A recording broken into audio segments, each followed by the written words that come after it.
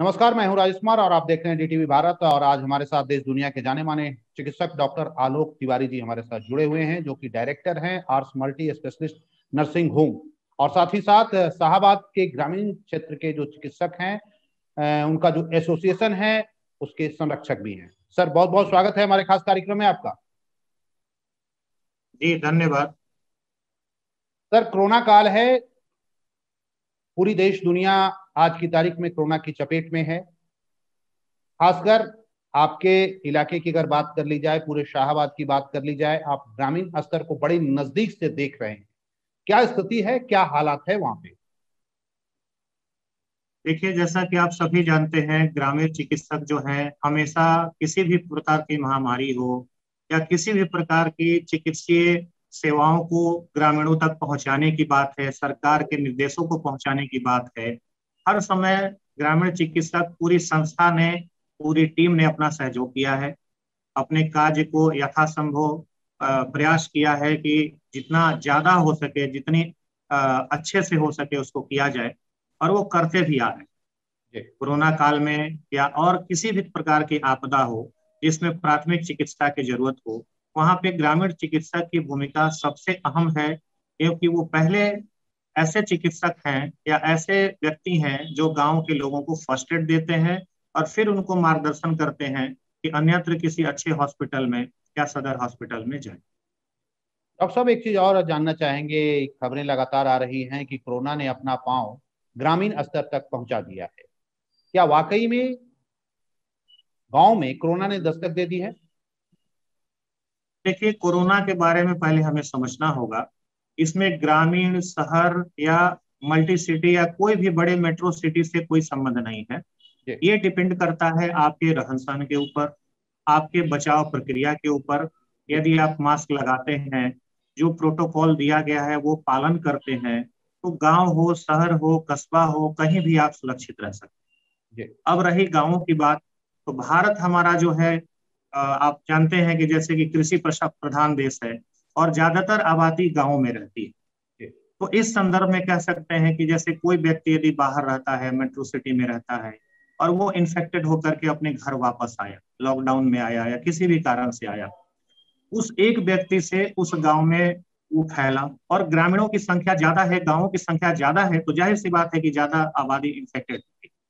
तो ये बिल्कुल सही है कि गांव तक इस इन्फेक्शन का असर पहुंच चुका है और बहुत सारे लोग इससे परेशान हैं। सर, बस जरूरत है सावधानी की। बिल्कुल सावधानी की जरूरत है। डॉक्टर साहब, आप लोग ग्रामीण स्तर पे पूरी चिकित्सा व्यवस्था को सच कहें तो आप लोगों ने संभाल रखा है, क्योंकि जो हालात हैं वो किसी से छुपे हुए नहीं है। वैसे स्थिति में क्या आपको लगता है कि जो वर्तमान हमारी व्यवस्था है, उस व्यवस्था में बिना आप लोगों के सहयोग से ये जंग जीती जा सकती है? देखिए, व्यवस्था सरकार के तरफ से यथासंभव जितनी हो सके दी गई है, जी। इसमें मैं कोई टिप्पणी नहीं करना चाहूंगा, क्योंकि कोई भी सरकार हो वो कभी नहीं चाहेगी कि हमारे जनता का किसी भी प्रकार से अहित हो। जी। हर संभव प्रयास, चाहे वो प्रशासन हो, चाहे हमारे नेतागण हो, या हमारे डॉक्टर्स हो, या जो भी संस्थाएं हैं जो सेवाएं दे रही हैं, जी। सबने बढ़ चढ़ के हिस्सा लिया है। रही बात ग्रामीण चिकित्सक की, मैंने पहले भी बताया कि आप एक तरह से कह सकते हैं कि जैसे भारत कृषि प्रधान देश है, उसी तरह से गांवों को अगर प्रॉपर तरीके से कोई संचालित करता है, फर्स्ट एड दे करके, प्राथमिक चिकित्सा दे करके, तो वो ग्रामीण चिकित्सक है। जी। लेकिन परेशानी की बात यह है कि सरकार उन्हें ट्रेंड कर रही है, ट्रेंड करने के बावजूद, उनको उत्तीर्ण करने के बावजूद, उनको सर्टिफिकेट देने के बावजूद मुख्य धारा से नहीं जोड़ रही, जिसके चलते ग्रामीण चिकित्सकों का मनोबल टूट रहा है। आपको जानकारी हो शायद, 1 तारीख से लेकर के 1 मई से लेकर 10 मई तक पूरे जी। बिहार के ग्रामीण चिकित्सक स्ट्राइक पर थे। वो अपना कार्य नहीं कर पा रहे थे। आप अपना अपने लेवल से इस चीज को देखिए। आपके जितने भी सदर हॉस्पिटल हैं, अनुमंडल हॉस्पिटल हैं, प्राइवेट हॉस्पिटल हैं, सब पे प्रेशर बढ़ा, सब पे लोड बढ़ा। जी। लेकिन फिर भी मानवता के नाते यदि कोई सीरियस हुआ तो हमारे ग्रामीण भाइयों ने उनको मदद जरूर की। स्ट्राइक में रहते हुए भी मानवता के नाते मदद किया। लेकिन एक तरह से उनको वो सम्मान नहीं मिल रहा है जिसके अभाव था। तो हाँ, डॉक्टर बिल्कुल साहब। कह सकते हैं कि यदि जी। जी। जी, ग्रामीण बोला जाए। चिकित्सक सेवा न दें तो कहीं ना कहीं सरकार को परेशानी जरूर होगी। डॉक्टर साहब, एक चीज और भी बताइए। जो जो शहरी इलाके में जो चिकित्सक हैं और जो डॉक्टर ग्रामीण इलाकों में जो प्रैक्टिस कर रहे हैं, जब कोई भी ग्रामीण आप लोगों के पास आता है, और खासकर मैं इस काल की बात कर रहा हूँ, कोरोना काल में जिस तरह से लोग आ रहे हैं, सर्दी है, जुकाम है, कोरोना हो गया है नहीं है वो जांच का विषय है, बाद में पता चलता है। कितना कठिन दौर है पहले सामान्य परिस्थिति में इलाज करना और आज की परिस्थिति और स्थिति में आप लोगों के लिए। ये बहुत ही कठिन है, क्योंकि सामान्य स्थिति में मरीज आता है डॉक्टर के पास, डॉक्टर का काम होता है चिकित्सा देना। यहाँ पे परिस्थिति ऐसी है कि जो मरीज आता है उस मरीज के इन्फेक्शन से डॉक्टर खुद इन्फेक्टेड होकर मरीज हो सकता है, खुद की जान खतरे में हो सकती है। तो इस हिसाब से लोग घबराते हैं, डरते हैं कि कहीं मैं चिकित्सा करने जाऊं और हमारी ही स्थिति खराब ना हो जाए। आप देख रहे होंगे हमारे बिहार के, हमारे भारत के करीब करीब सैकड़ों चिकित्सकों ने अपनी जान गंवा दी। ये बहुत बड़ी क्षति है, ये इसकी पूर्ति करना असंभव है। लेकिन फिर भी डॉक्टर एक ऐसा कौम है जो अपने जान को भी जोखिम में डाल करके मानवता के लिए और जनता के लिए प्रयासरत रहता है और अपना कार्य करता है। सामान्य स्थिति में कोई प्रेशर और टेंशन नहीं होता। यहाँ सबसे बड़ा प्रेशर और टेंशन है खुद को सुरक्षित रहते हुए मरीज को भी सेवा देना। डॉक्टर साहब, एक चीज और भी जानना चाहेंगे आपसे। जो लोगों में कहा जा रहा है कि सर्दी जुकाम यानी कोरोना, क्या ये जो पूरा एक माहौल है ग्रामीण स्तर में भी, तमाम ग्रामीणों के जहन में भी आ गया है कि अगर सर्दी जुकाम हो गया तो मुझे कोरोना हो गया, क्या वाकई में ऐसी स्थिति है, या एक सामान्य अभी जो महीना चल रहा है संक्रमण का दौर है, ऐसे भी आए दिन भी इसे ये महीना संक्रमण का ही महीना माना जाता है, तो वैसे स्थिति में क्या आम जो बीमारी है और जो कोरोना है, इस बीच में जो दुविधा है ग्रामीण की, जो उसको समझाने में कितनी मुश्किलें आ रही हैं आप? देखिए, मुश्किलें तो आएंगी, क्योंकि सबसे बड़ी बात है आज एक माइंड सेट काम कर रहा है। जी। अगर कोरोना है और उस दौरान यदि किसी को सिंपल एलर्जी के साथ भी खांसी बुखार आ रहा है, तो उनके दिमाग में ऑटोमेटिकली चला जा रहा है कि नहीं, मैं कोरोना पॉजिटिव हो सकता हूँ। जबकि सच्चाई ऐसी नहीं है। कोरोना एक अलग चीज हो गया, एक सिंपल एलर्जी या मौसमी बुखार या मौसम के बदलाव के कारण जो इन्फेक्शन है वो अलग। लेकिन यहाँ पे पेशेंट को काउंसिल करते हैं हम लोग, उनको समझाते हैं, और समझाने के साथ साथ उनका कुछ जांच भी कराते हैं, ताकि उस जांच रिपोर्ट के बेस पे हम उन्हें कंफर्म बता सकें कि आप कोरोना पॉजिटिव नहीं हैं, आपको एक सिंपल रोग हुआ है, आप दवा से ठीक हो जाएंगे। और अगर उस दौरान कोई पॉजिटिव आता है तो उसको उस हिसाब से चिकित्सा की सलाह दी जाती है और उनकी चिकित्सा की जाती है। इस पूरे काम में आपका नर्सिंग होम अपने इलाके में, क्षेत्र में एक बेहतर कार्य कर रहा है। लोग को एक यकीन है कि डॉक्टर आलोक तिवारी के पास जा रहे हैं तो सब कुछ ठीक हो जाएगा, और ठीक होता भी है। इस विश्वास को बनाए रखने में भी तो बहुत मुश्किल आती होगी तिवारी जी। देखिए, कहा जाता है कि जिम्मेवारी जो होता है अपने आप में एक बहुत बड़ा चीज होता है। ये बहुत बड़ी बात है, और उसके लिए हमें जितना हो सके हम लोग प्रयास करते हैं। हमारा हॉस्पिटल आर्स मल्टी स्पेशलिटी नर्सिंग होम जो रोजा रोड सासाराम में स्थित है, ये पहला हॉस्पिटल था जिसे स्वास्थ्य विभाग के द्वारा मान्यता दिया गया कोविड हॉस्पिटल के रूप में। हमारे यहाँ 16 बेड हैं, 6 आईसीयू और 10 ऑक्सीजन बेड, और ये कंटिन्यू 1 महीने से हम लोग सेवाएं दे रहे हैं। बहुत सारे ऐसे लोग भी आते हैं जिनके पास पैसे नहीं होते, लेकिन हमने उन्हें कभी वापस नहीं किया। हर संभव प्रयास किया कि वो अगर हमारे यहाँ आए हैं तो ठीक होके जाएं, क्योंकि कोरोना काल में लोगों को खाने के लिए भी मुश्किलें हो रही हैं। इलाज सब कोई नहीं करा सकता है, जिनके पास पैसे हैं वो तो करा लेते हैं, लेकिन जो गांव का एक साधारण किसान है वो कहाँ जाएगा। तो यथासंभव सारी सुविधाओं के साथ हम लोग प्रयासरत हैं। एक दिन 1 घंटे के लिए भी हमारी संस्था बंद नहीं रही, हमारा सेवा कंटिन्यू जारी रहा और आगे भी जारी रहेगा। डॉक्टर साहब, इस पूरे स्थिति में आप वहाँ के एसोसिएशन हैं, उसके भी संरक्षक हैं, तो आम ग्रामीण तो आपसे उम्मीद रख ही रहा है। जो आपके पेशे से जुड़े हुए जो लोग हैं उनकी भी एक अलग डिमांड होती है। उस डिमांड को कैसे रखते हैं, कैसे उन्हें बताते हैं, कैसे समझाते हैं, कैसे इस कोरोना काल में वो आगे बढ़े, ये भी एक आपके ऊपर बड़ी जिम्मेवारी है। जी, देखिए, सबसे बड़ी बात है हर समस्या का निदान है उसके बारे में संपूर्ण जानकारी देना, चाहे वो बीमारी से संबंधित हो, चाहे वो व्यवस्था से संबंधित हो या इलाज प्रक्रिया से संबंधित। सभी व्यक्ति जैसे हाथ की पांचों उंगलियां बराबर नहीं होती, उसी प्रकार से हर व्यक्ति समान नहीं होता। सबको उनके सोच के हिसाब से, उनकी योग्यता के हिसाब से या उनके स्टेटस के हिसाब से हमें डील करना पड़ता है, हमें समझाना पड़ता है। एक किसान को आप उनकी भाषा में समझाएं, साधारण भाषा में समझाएं, वो अपनी चीजों को समझ लेगा। और जो एक एजुकेटेड पर्सन है, उनको आप मेडिकली जो लीगलिटीज आती हैं या जो भी परेशानियां आती हैं, उसको उनके हिसाब से समझाएंगे तो चीजें होती हैं। तो हमें तो सबको लेके चलना है। आप कह सकते हैं कि डॉक्टर एक पानी की तरह है, उसमें जो रंग आप डालें वो उस रंग का हो जाए। उसकी अपनी पहचान चिकित्सक की जरूर होती है, लेकिन उसका जो कार्य होता है, काम जो होता है, वो उनके मरीज के अनुरूप होता है। मरीज को संतुष्ट करना, शरीर से ठीक करना और मन से भी ठीक करना, ये हमारा उद्देश्य होता है। मन से ठीक होगा, शरीर अपने आप पॉजिटिव रिस्पॉन्स देगा, और ये हमारा अपना प्रैक्टिकल अनुभव रहा है।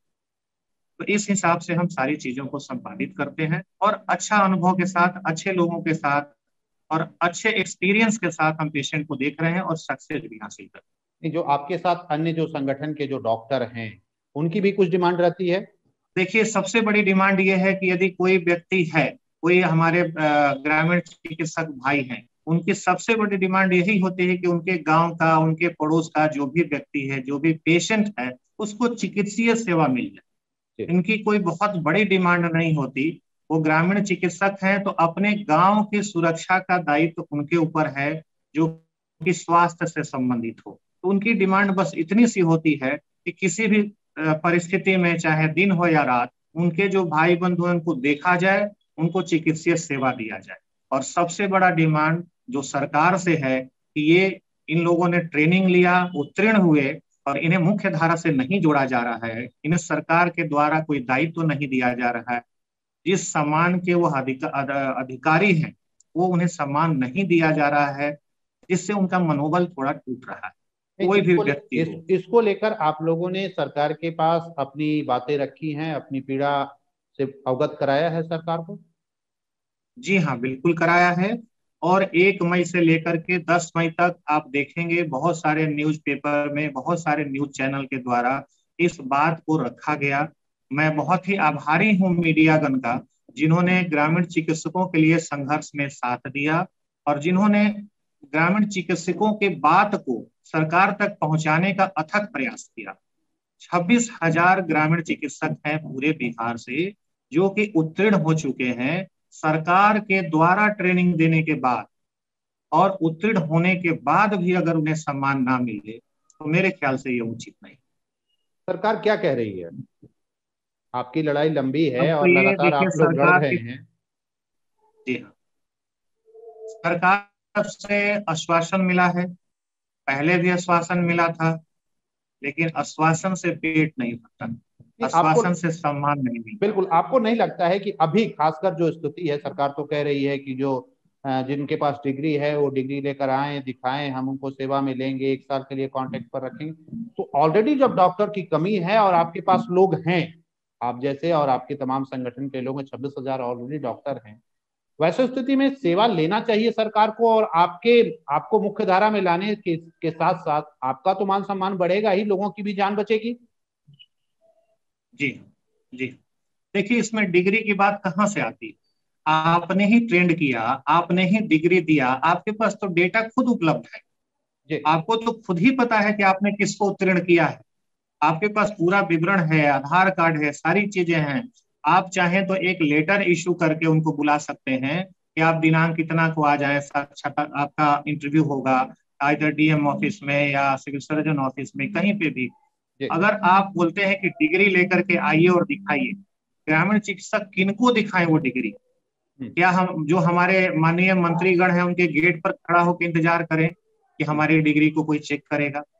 कोई मार्गदर्शन होना चाहिए, एक पत्र के द्वारा या एक जनरल आप लेटर इशू कर दीजिए किसी भी मीडिया हाउस के द्वारा कि भाई दिनांक इतना को सभी लोग आप एक जगह एकत्रित हो। प्रॉपर मार्गदर्शन के साथ आप उन्हें बुलाइए, बिल्कुल आएंगे, क्यों नहीं आएंगे। सरकार की जो दिशा होगी, उसको जो निर्देश होगा उसको हम लोग बिल्कुल पालन करेंगे। डॉक्टर साहब, कोरोना को लेकर कोरोना अपना नया रूप लगातार बदल रहा है। ब्लैक फंगस का भी चर्चा जोरों पर है। बिहार के लोग भी, कई लोग प्रभावित हुए हैं, कुछ लोगों की मौत भी हुई है। इसको लेकर कुछ जो ग्रामीण क्षेत्र के लोग हैं या हमारे दर्शकों को कुछ बताएंगे ताकि लोग सचेत रहें, क्योंकि एक नया, कह सकते हैं, एक नई डर पैदा हो गई है लोगों में। जी, देखिए सबसे बड़ी बात है कि कोरोना हो या ब्लैक फंगस, दोनों का इन्फेक्शन जो है आपको एयर रूट से ही होता है। जी हम जो सांस लेते हैं उसके द्वारा ही वायरस हमारे शरीर में प्रवेश करता है। तो ब्लैक फंगस के लिए अलग से कुछ विशेष आपको परहेज करने की जरूरत नहीं। यदि आप कोरोना से परहेज करते हैं, जब कोरोना का वायरस आपके शरीर में प्रवेश नहीं करेगा तो फिर म्यूटेशन होना और ब्लैक फंगस के रूप में कन्वर्ट होने की चांसेस ही नहीं होती। हाँ, सही बात है, ब्लैक फंगस एक बहुत ही खराब इन्फेक्शन है। यदि किसी अंग में लग गया, जी ज्यादातर ये आंख को प्रभावित करता है, उस अंग में सड़न होने लगती है और मजबूरी में कभी कभी डॉक्टर को वो अंग निकाल देना होता है। ये बहुत ही विभक्त बात है, लेकिन हम प्रोटोकॉल का पालन करें, जो सावधानियां हैं उसको पालन करें, तो वायरस हमारे शरीर में प्रवेश ही नहीं कर पाएगा। और जब प्रवेश करेगा नहीं तो उसके जो साइड इफेक्ट्स हैं वो हमें होंगे नहीं। जी उसके अलावा सबसे बड़ा चीज है साफ सफाई का ध्यान रखना। हम बाहर जाते हैं सब्जी लाने या कुछ भी करने के लिए, या जो 4 घंटे का हमें लॉकडाउन में छूट मिला है, हम लोगों की आदत सी हो गई है कि हम घर से बाहर गए, घर में आए, सैनिटाइजर हाथ में लगाया और बैठ गए, ये सोच करके हम बिल्कुल एकदम अब बिल्कुल नीट एंड क्लीन है, हमें कोई इन्फेक्शन नहीं होगा, जबकि ऐसा नहीं होना चाहिए। आप बाहर से आए, आप मास्क कैप जो भी आपने लगाया है उसको डिस्ट्रॉय करें, कपड़े को हटाएं और प्रॉपर शरीर को बाथ दें, क्लीन करें, तब आप अपने घर में कार्य करें। क्योंकि वायरस कहीं भी हो सकता है, आपके कपड़ों पे हो सकता है, आपके बाल पे हो सकता है। जब आप पूरे शरीर को क्लीन करेंगे तब आप संपूर्ण सुरक्षित हो सकते हैं। तो सबसे बड़ी बात है, जो प्रोटोकॉल है उसको पालन करें। जी कोरोना और ब्लैक फंगस दोनों से बचाव हो सकता है। क्या? उदाहरण के लिए आप एक चीज समझिए, जी सर, जी सर। पिछली बार सरकार ने लॉकडाउन किया, हम्म, सबको ट्रेंड किया, सबको बताया कि लॉकडाउन कितना जरूरी है। इस बार सरकार उस स्थिति में नहीं थी। हमारी इकोनॉमी धराशायी हो जाएगी, बहुत सारे लोग जो भूखे रह जाएंगे, जिनको खाना नहीं मिलेगा। जी लेकिन हमारी जनता ने क्या किया, उन्होंने लॉकडाउन का मतलब ही नहीं समझा। पुनः सरकार को मजबूरी में लॉकडाउन करना पड़ा और आप देखिए कोरोना के केसेस कम हो गए। तो साफ बात है, सुरक्षा, सावधानी, सावधानी बरतेंगे तो सुरक्षा होगी, नहीं बरतेंगे तो जो विभक्त नजारा अभी 1 महीने पहले था वो जी। सबको सहना पड़ेगा। नहीं सर, ये लॉकडाउन तो परमानेंट विकल्प नहीं है। वैसे स्थिति में कुछ दिन के बाद फिर इसे खोला जाएगा, फेज बाय फेज उसको खोलेंगे। लेकिन जरूरी नहीं है, जिस ओर आप इशारा कर रहे हैं, कि हम मानने को तैयार नहीं। हम जब सुधरेंगे जी नहीं हाँ, तो सरकार आखिर हर 3 महीने 6 महीने पर कितना लॉकडाउन लगाए, और उसके बाद फिर क्या स्थिति होगी देश की। बिल्कुल सही बात है। लॉकडाउन का जो एक सिस्टम है, एक जो नियम है, यदि हम अपने दैनिक जीवन में पालन करें तो लॉकडाउन की जरूरत ही नहीं होगी। आप जी देखिए बहुत सारे लोग बिना मास्क के सड़कों पे घूमते हैं, प्रशासन उन्हें समझाती भी है, बताती भी है, फाइन भी करती है, फिर जी भी उनमें सुधार नहीं होता। तो कहीं ना कहीं हमारी भी गलती है, हमें अपनी गलतियों से सीखना पड़ेगा और उस सावधानियों को बरतना पड़ेगा जो इस रोग को रोकने के लिए जरूरी है। ऐसे में लॉकडाउन की जरूरत है कहाँ। जी हम जानवर थोड़ी हैं कि रिंग मास्टर हंटर लेके हमें सिखाएगा। हम इंसान हैं, हमें खुद चीजों को समझना पड़ेगा और खुद का बचाव करना पड़ेगा। एक चीज और भी सर अभी है कि जैसे ही किसी को पता चलता है कि किसी के घर में कोरोना हो गया, तो घर वाले भी उससे जी दूरी बना लेते हैं। समाज जी और गांव ग्रामीण जो इलाका आसपास के जो लोग हैं, वो लोग तो दूरी बना ही लेते हैं। कुछ मनोवैज्ञानिकों का कहना है कि इससे बड़ा बुरा प्रभाव पड़ता है मरीज पर, और जान जाने की खतरा बढ़ जाती है। क्या ऐसा जी, होना चाहिए, नहीं होना चाहिए? फिर क्या करें लोग? देखिए जैसे ही पता चले कि अगर कोई परिजन कोविड पॉजिटिव है तो दूरी बनाना एक सावधानी के रूप में जरूरी है। जी लेकिन एक दूरी बनाना और एक परित्याग करना दोनों दो चीजें हो जाती है। बिल्कुल। आप उन्हें एक अलग कमरे में रख सकते हैं, उनको सांत्वना दीजिए, उनसे बात करिए, आप एक डिस्टेंस मेंटेन करते हुए उनसे बात करिए, उनको खाना दीजिए, सेवा दीजिए, पॉजिटिव चीजें बताइए। क्योंकि अंदर से इम्यूनिटी मजबूत तब होगी जब कोई भी व्यक्ति का विल पावर जो है वो पॉजिटिव होगा। नेगेटिव सोच से या अपने परिवार के बिहेवियर से या जो भी रिलेशन के लोग हैं उनके बिहेवियर से मन में एक हीन भावना आती है और मन में एक डर का माहौल होता है कि शायद मेरी जीवन अब समाप्त होने वाली है। और ज्यादातर केसेज में यही देखा गया है कि जो पेशेंट है वो रोग जी से जी। कम और हम्म। अपने सोच से ज्यादा नुकसान करता है। हार्ट अटैक की संभावनाएं ज्यादा होती हैं। तो पॉजिटिव रखें खुद को भी, मरीज को भी, डिस्टेंस मेंटेन करते हुए, सावधानियां बरतते हुए उनका इलाज कराएं और खुद को भी सुरक्षित रखें। इसमें परित्याग करने की जरूरत नहीं है, सावधानी बरतने की जरूरत और परिवार को साथ रह के खड़े होने की जरूरत। तब आपका रोगी ठीक हो सकेगा। दवा और साथ दोनों मिलेगा तो पेशेंट को आराम होगा और जल्दी ठीक होगा। इम्यूनिटी बढ़ाने की बात की जाती है ग्रामीण स्तर में। जो लोग रह रहे हैं, हम सब गांव से ताल्लुकात रखते हैं। क्या एक डाइट हो लोगों का ताकि उसकी इम्यूनिटी पावर बढ़े? देखिए, हमारा हमारा भारत जो है कृषि प्रधान होने के साथ साथ बहुत पुराना आयुर्वेद का और जड़ी बूटियों का और हमारे जो पुराने वैद्य थे उनका भी एक केंद्र रहा। हम जो दैनिक जीवन में खाना खाते हैं, यदि हम सिर्फ कम मसाले के साथ वो खाना खाएं, दूध का सेवन, जो हमारे हरी सब्जियां हैं उनका सेवन करें। आजकल लोग सेडेंट्री लाइफ स्टाइल जी रहे हैं, चाउमीन है, समोसा है, चाट पकौड़े हैं। हम इस तरह की चीजें खाते हैं जो हमारे जीभ को स्वाद देते हैं, हमारे शरीर के लिए लाभकारी नहीं।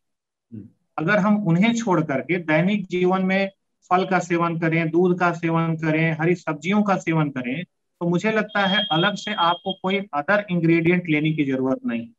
आंवला है, नींबू है, तुलसी पत्ता है, हर घर में तुलसी पत्ता आपको मिलेगा, जी जिसका आपको पता है कि आयुर्वेद में बहुत बड़ा उसका महत्व है। इम्यूनिटी बढ़ाने के लिए बहुत उसका कारगर है। आप नहाते हैं, सैनिटाइजेशन के लिए नीम की पानी से आप नहाइए, बहुत हम्म। ही अच्छा सैनिटाइजर के रूप में उपयोग होता है। हम गमछे का उपयोग करते हैं। आप सोचिए, बहुत पूर्व समय से गमछा हम लोग उपयोग करते हैं धूल से बचने के लिए, आज सर पे रखते हैं, वो भी जी एक मास्क है। आप जी जी। प्रतिदिन उस गमछे को साफ करिए अगर आप मास्क उपयोग नहीं कर पाते हैं तो। चीजें बहुत है, हमें समझने की जरूरत है और उसका पालन करने की जरूरत है। डॉक्टर साहब, सासाराम में आपका अस्पताल चल रहा है। इस अस्पताल की शाखा अन्य शहरों में भी जल्द देखने को मिलेगा लोगों को, ताकि ज्यादा से ज्यादा लोग अभी, आपसे लाभान्वित हों? जी हाँ, अभी तो वाराणसी में है हमारी शाखा है। वाराणसी में 3 हॉस्पिटल है हमारे जी और उसके अलावा ये सासाराम में है। और हमारी प्लानिंग है कि हम अपने टीम के साथ कुछ और जगहों पे इसकी शुरुआत करें, क्योंकि हॉस्पिटल एक बहुत बड़ा सेटअप होता है, उसमें बहुत काफी खर्चे आते हैं, सरकार के बहुत सारे नियम का पालन करना पड़ता है। तो धीरे धीरे ये प्रक्रिया हम लोग आगे बढ़ा रहे हैं और कोशिश में है कि हम लोग छोटे शहरों में भी अपनी शाखाएं खोलें और वहां के लोगों को भी लाभ दें। एक इस समय की बात है लेकिन जी प्रयास जारी है। इसमें सर, एक तो स्वास्थ्य सेवा और रोजगार तीनों आप दे रहे हैं। क्या आप लोगों का ये भी प्लान है कि जिस मान लीजिए किसी भी शहर में आपने वहां खोला, स्थानीय स्तर के जो लोग हैं, डॉक्टर हैं, नर्स हैं, पैरामेडिकल स्टाफ हैं, उनको भी प्राथमिकता में रखते हैं? जी हाँ, बिल्कुल रखते हैं। और अगर कहा जाए तो जो भी चिकित्सक हमारे साथ जुड़ना चाहते हैं, जो हमारी नर्सेज हैं या जो पैरामेडिकल स्टाफ हैं, वो अगर हमसे जुड़ना चाहते हैं, हमारे यहाँ स्वागत है, वो बिल्कुल आए। अभी कोरोना काल में अनएम्प्लॉयमेंट की भी बहुत समस्या है, तो यथासंभव हमारी संस्था का ये भी प्रयास होता है कि जहां तक हो सके लोगों को जोड़े, ताकि उनको एक एम्प्लॉयमेंट भी मिल सके और संस्था के द्वारा लोगों को लाभ हो। चिकित्सीय सेवाएं बेहतर बनेंगी तो जाहिर सी बात है कि चिकित्सा अच्छा होगा तो लोगों को जल्दी रिकवरी होगी, स्वास्थ्य लाभ होगा। और किसी भी व्यवस्था को चलाने के लिए लोगों की जरूरत होती है। संस्था को चलाने के लिए डॉक्टर्स भी चाहिए, पैरामेडिकल स्टाफ भी चाहिए, हर तरह के ग्राउंड वर्क करने वाले लोग चाहिए। सासाराम में हमारे यहाँ पूरी आठ आठ चिकित्सक की टीम है, जी जिसमें हमारे यहाँ आईसीयू वेंटिलेटर सुविधा के साथ 64 स्टाफ कार्यरत हैं, जिसमें से 80% स्टाफ जो है लोकल है, कुछ स्टाफ हैं जो स्पेशलिस्ट हैं, उन्हें बाहर से बुलाया गया है। तो इस तरह से आप कह सकते हैं कि डायरेक्ट या इनडायरेक्ट रूप में लगभग 100 लोगों का परिवार इस संस्था से लाभान्वित होता है।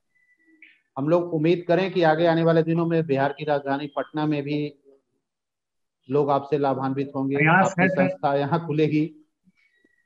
बिल्कुल आप लोगों का सहयोग रहे और हमारा कर्म हो रहा है। हमारा प्रयास बिल्कुल है कि हम अपनी संस्था को और ऊंचाइयों पर ले जाएं, और यदि सारे प्रयास सफल होते हैं तो हो सकता है कि आने वाले 1-2 वर्षों में आप ये भी देखें कि गया और पटना 2 जगह में हमारे ब्रांच शुरू हो सकती है। यानी आपके आपके एजेंडा में है ये? जी हाँ, यानी बिल्कुल है। हाँ। हम लोग जगह भी देख रहे हैं, कुछ संस्था के साथ हमारी बातचीत भी चल रही है। डॉक्टर साहब, आपसे आखिरी सवाल, हमारी हमारे जो दर्शक हैं या देश दुनिया के जो लोग हैं, जिसे आप कुछ कहना चाहते हैं, जो आपके मन में है, नहीं कह पाए हैं, या आपकी कोई राय है, कोई आपकी सलाह है, संदेश है, वो आप दें। मैं बस इतना कहना चाहूंगा कि हम समाज में रहते हैं तो समाज के प्रति एक हमारी जिम्मेवारी होनी चाहिए। हम पुलिस प्रशासन को, डॉक्टर को, नेता को या किसी भी ऐसे व्यक्ति को दोष देते हैं कि कोरोना में हमें ये नहीं मिला, कोरोना में हमें वो सुविधा नहीं मिला, हम प्रोटोकॉल का खुद पालन नहीं करते हैं, ऐसे में हमें कोई अधिकार नहीं है सरकार, नेता, पुलिस या डॉक्टर को हम अपशब्द बोलें या उन्हें दोष दें। पहले हमें खुद सही होना होगा। यदि हम सही रहेंगे तो हमारा देश सही होगा और बाकी सारा तंत्र सुचारू रूप से कार्य करेगा। मेरी बस इतनी ही विनती है कि कोरोना काल में सारे प्रोटोकॉल को पालन करें, खुद के साथ साथ परिवार के साथ साथ समाज को भी सुरक्षित रखें और देश को आगे बढ़ाने में सहयोग करें। चलिए डॉक्टर साहब, बहुत बहुत शुक्रिया हमसे बात करने के लिए और अपना कीमती वक्त देने के लिए। और ये थे डॉक्टर आलोक तिवारी जी, जो कि डायरेक्टर थे आर्स मल्टी स्पेशलिस्ट नर्सिंग होम जो हॉस्पिटल है सासाराम के, उनके। और इनकी आगे की भी प्लानिंग है कि हम बिहार के अन्य शहरों में भी इसका विस्तार करेंगे। अच्छी बात है, विस्तार हो ताकि लोगों को ज्यादा से ज्यादा सस्ती और सुव्यवस्थित और बेहतर चिकित्सा व्यवस्था मिले। और साथ ही साथ इनकी ये भी सोच है कि इसके जरिए रोजगार भी बिहार में जनरेट हो, क्योंकि ये बेहद जरूरी है, खासकर अभी कोरोना काल में, या फिर यूं भी कहें यहाँ के लोगों को रोजगार की बेहद जरूरत है, क्योंकि रोजगार को लेकर सरकार भी लगातार बात कर रही है, लोग को भी रोजगार चाहिए। फिलहाल एक बार फिर आपका बहुत बहुत शुक्रिया। तो आपने देखा किस तरह से जो चिकित्सा कर्मी हैं, जो डॉक्टर हैं, खासकर डॉक्टर आलोक तिवारी आगे आ रहे हैं इस कोरोना काल में और अपनी लड़ाई लड़ रहे हैं और आपसे आग्रह कर रहे हैं कि इस कोरोना काल में आप कदम से कदम मिलाएं, खुद अपने आप को संयमित रखें, कोरोना गाइडलाइन का पालन करें, हम जंग ये जीत जाएंगे। फिलहाल इस कार्यक्रम में बस इतना ही, हमें दीजिए इजाजत, लेकिन आप देखते रहिए DTV भारत। नमस्कार।